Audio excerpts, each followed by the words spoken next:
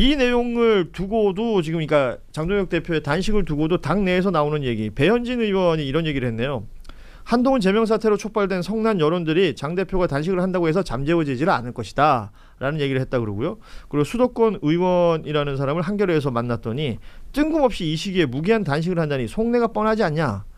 뭐 그러니까 앞서 얘기했던 24시간 필리버스터 같은 일종의 퍼포먼스로 이해를 하는 것 같다라는 생각이 드는데 장동혁 대표는 본인이 또 기대하는 바가 있을 테고 뭐 그 김성태 원내대표의 단식 사례에 대한 연구가 좀 있었던 그때는 이제 드루킹 특검 드루킹 특검을 이제 했고 근데 그때 그 김성태 단식이 통했던 결정적인 거는 뭡니까? 김성태 의원이 누구한테 맞았잖아요. 네. 맞아. 그래갖고 주목도 굉장히 높아졌죠. 네. 근데 그거를 사례를 그러니까 연구를 하다 만 거죠. 그러니까 만약에 그런 그림 퍼포먼스를 원하는 거면 밖에서 해야죠.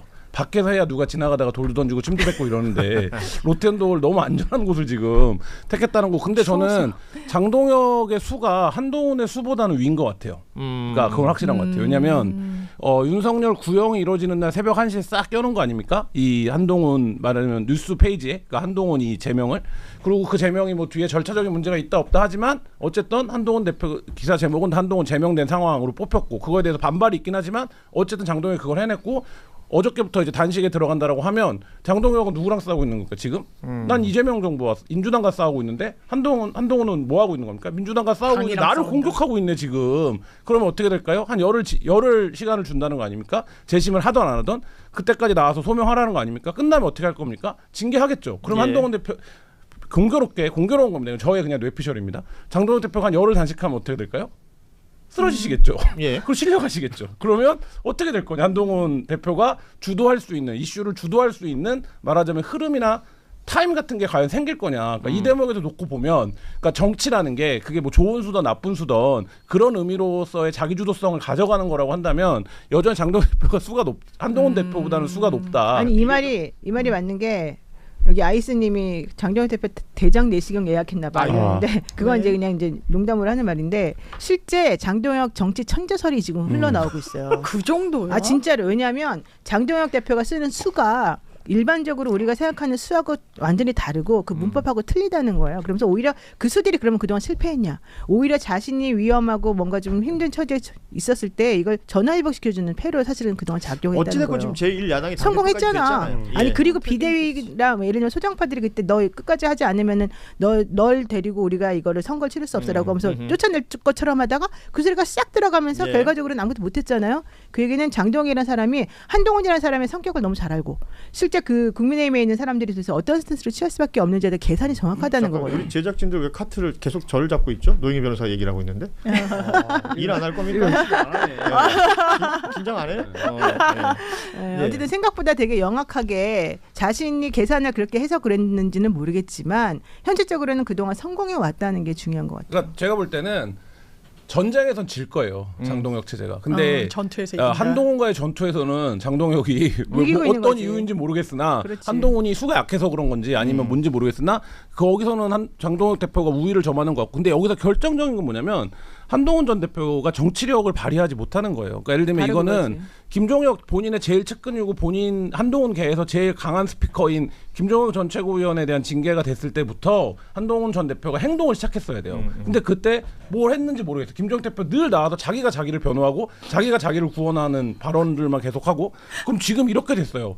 법정으로 가면 한동훈 전 대표가 이길지도 모르겠어요. 왜냐하면 결정문도 번복됐고 절차상의 하자가 있기 때문에. 근데 그걸 이기면 징계 안 받는 거죠. 무슨 득이 됩니까? 그러니까 그러니까 이게 그러면 지금 이런 체제 장동혁 체제로는 안 된다. 난 이 전쟁을 승리로 가져갈 거다. 이런 이제 말하자면 메시지가 나와야 되는데 계속 본인 전투만 하는데 그 전투는 이미 밀리고 있어요. 그러니까 한동훈이라는 사람이 사실 한계가 얼마나 정말로 수준이 낮고 이렇게 그냥 정해져 있는지를 너무 정확히 간파하는 거. 우리들도 사실 다 아는데 뭐 장동혁 대표가 그걸 모르겠어요. 그러니까 자기가 옆에 붙어 있다가 사실은 이런 식으로 좀 약간 배신행위를 한기긴 한 거겠지. 게다가 김종혁 최고 얘기도 했지만 자기 편이라고 옆에서 말 거들어준 사람들을 한 명도 살려주지를 못해요. 본인이 만약에 정말 제대로 된 리더십을 발휘하는 사람이라고 한다면 나의 편을 들어주는 사람은 무조건 살려놓고 봐야 돼요. 근데 지금까지 자기 편 들어준 사람들은 스스로 알아서 살든지 말든지 내버려 두고 자기 혼자 돌아다니면서 사진 찍는 거 말고 한 게 없잖아요. 그러니까 아무런 능력이 없는 거죠. 정치인이면 무조건 재심에 응해야 돼요. 두 분이 오늘 티키타카가 좋네. 너무 들을 맛이 나요. 정치인이면 재심에 응하고 가서 막 카메라 막 세례 받고 내가 이렇게 탄압받는다 나는 그래. 정정당당하게 그래, 오히려 그렇게 다 나갈 응했다 수 해서 안 찌르려고 내가 하고. 이렇게까지 했는데 나를 쫓아낸다 이 이미지로 가야 돼요. 그래야 본인이 탄압을 받는 거죠. 근데 바로 나 재심 안 해. 어차피 니네 결론 정해놓은 거잖아. 나는 바로 소송 갈 거야. 이러면 사람들 뭐라고 생각하냐? 저 헛똑똑이다. 헛똑똑. 네. 지금 그러니까 국민의힘 내부 얘기를 하다 보면 네. 지금 이 시점에 국민의힘은 국가적인 어떤 아젠다나 뭐 정책에 대한 이야기나 아니면 국민의힘이 주장하는 무언가가 없어요. 없어요. 없어요. 그냥 당 사이에 내에 생각만 하지. 장동혁이냐 한동훈이냐 당원 게시판 징계 뭐 이런 키워드들로만 계속 소비가 됩니다. 여기에 이제 단식이란 키워드가 하나 더 얹어진 것 같아요. 맞아요. 제가 보기엔 네.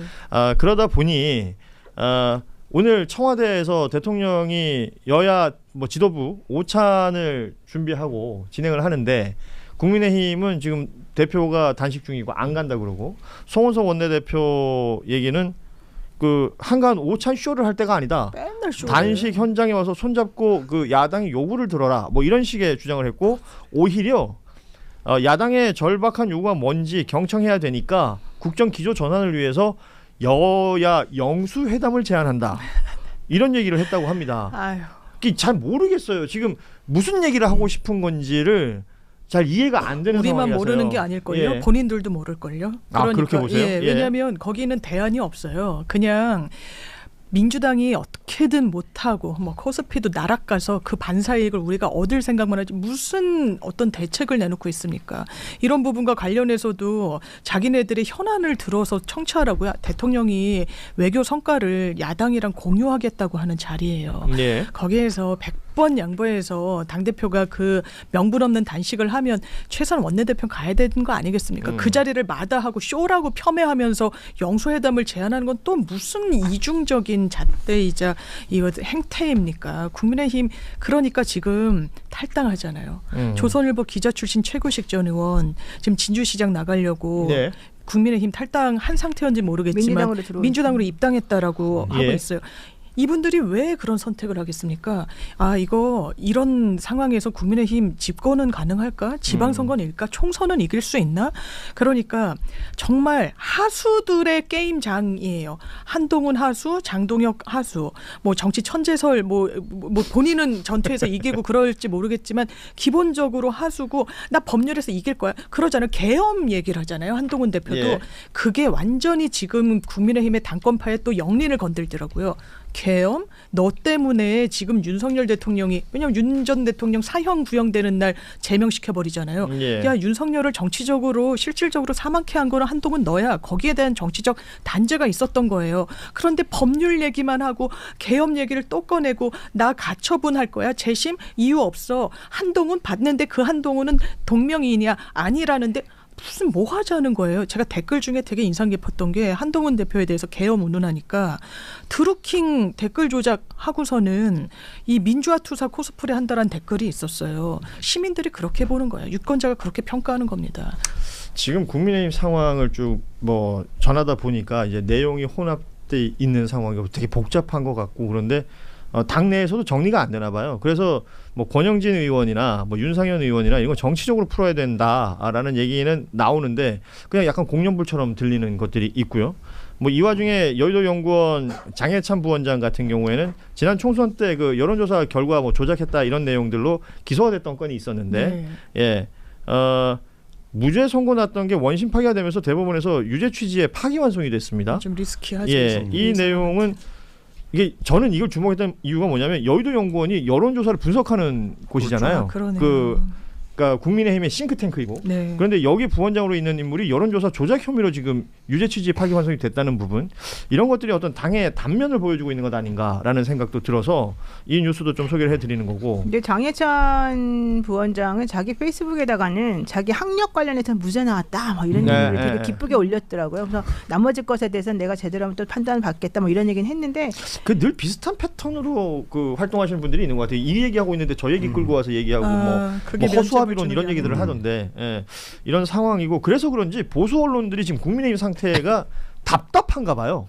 조선일보 사설 좀 소개해드리겠습니다. 국민의힘 새 당명 뭐로 하든 본질은 윤 어게인당 아닌가라는 제목이 있는데 왜 지금 장동혁 대표가 단식을 하는지 뭐 이런 것들을 묻고 있습니다.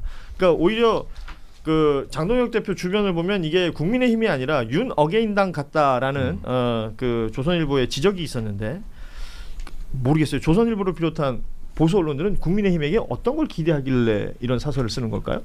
아니 좀 잘해라 이건데 아니 아젠다가 없잖아요. 네. 그래서 결과적으로 국민들에게 우리가 그동안 잘못했으니 우리를 다시 한번 믿어달라라고 해야지 이번 선거에 관련해 가지고 당 지지율도 오르고 뭔가 될 거잖아요. 근데 예. 오히려 제가 확인을 해보니까 그 이찍이라고 불리우는 혹은 내지는 국민의힘의 골수 지지 론자들이라고 불리는 분들조차도 우리 당 이렇게 가면 큰일 난다. 우리 당 차라리 그냥 해체되는 게 낫겠다. 이런 얘기를 하는 분들이 되게 많더라는 거예요. 그러면서 지금 우리 당이 내놓는 중요한 아젠다가 뭐냐?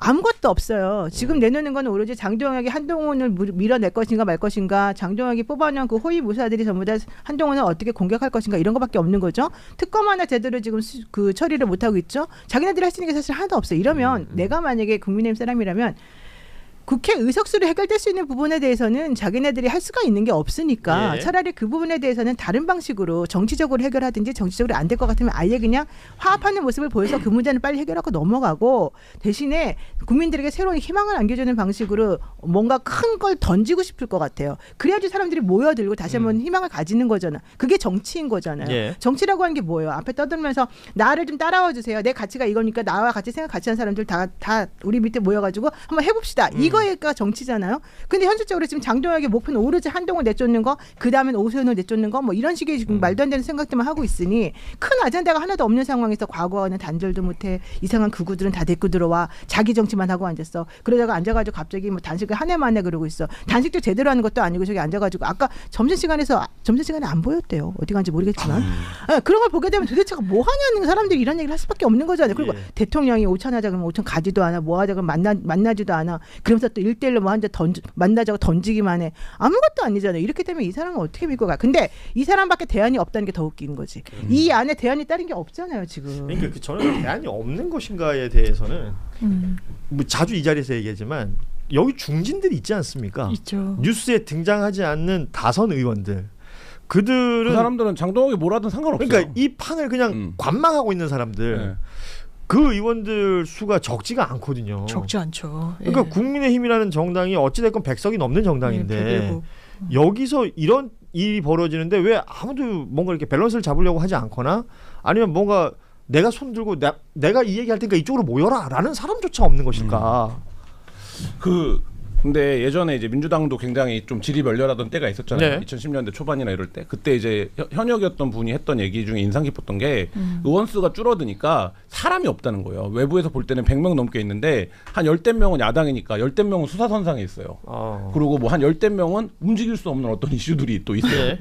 그리고 원래 안 나서는 사람들이 한 절반 뭐 왜 또 있어. 그러니까 이렇게 빼고 저렇게 빼면 없는데 국민의힘은 또 거기서 뭐가 빠져야 됩니까? TK는 안 움직여요. TK는 장동혁이 뭐를 하든 각설이 타령을 하든 무슨 뭐를 하든 상관이 없어요. 예. 그러니까 그렇게 빼면 정말 사람이 없는 거고 저는 국민의힘이 완전 기능적으로 망가졌다라고 느끼는 게 장해찬 같은 캐릭터를 여의도연구원 부원장 임명한 것도 그렇지만 지금 역대 국민의힘 계열이 여론조사를 실시한 일의 최저 지지율일 거예요. 거의. 그렇죠. 그 예. 최저 지지율에 가까울 거예요. 근데 이 당이 당명을 바꾸겠다고 빈 가로가 있는 현수막을 걸면 어떻게 되는 겁니까? SNS에서 조롱만 당해요. 근데 이거를 그러면 누가 제어를 걸어야지. 우리가 지금 당세가 너무 약하고 인기가 없어서 이거를 하면 조롱만 당할 것 같다. 이런 판단을 할 수 있어야 되잖아요. 그게 당의 이제 공보의 정상적인 기능인데 그게 없고 모든 지구당에서 시키니까 야 이거 다 달아. 현수막은 달고 있고. 달고 있어. 예. 그러면 지금 SNS 한번 찾아보세요. 그 가로 안에 가관인 말들을 넣고 있고 제일 많이 본 건 숭구리당당이었어요. 뭐 저는. 업당, 불업당, 윤행김 뭐. 예. 예. 근데 이 조선일보 사설이 그거예요. 그 얘기예요. 결국 니네가 지금 하고 있는 것들이 얼마나 한심한 일이냐. 이거를 지적하고 있는 거죠.